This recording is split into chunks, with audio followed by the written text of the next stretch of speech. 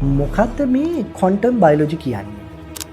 විද්‍යාත්මක අර්ථ දැක්වීමට අනුව ක්වොන්ටම් බයොලොජි කියන්නේ ජීව විද්‍යාවේ එන ක්‍රියාවලි ක්වොන්ටම් යාන්ත්‍ර විද්‍යාවේ එන මූලධර්ම සහ සංකල්ප ප්‍රයෝගී කරගෙන පැහැදිලි කරන එක.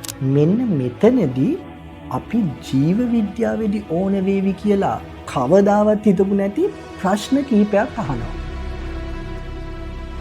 මේ එන්සයිම කොහොමද තමන්ගේ වේගය ට්‍රිලියන වාරයකින් වැඩි කරගන්නේ? මේ මනසේ කොන්ෂස්නස් එක ක්වොන්ටම් ක්‍රියාවලියන්ගෙන් ගොඩ නැගෙන කරුණක්ද කියන එක.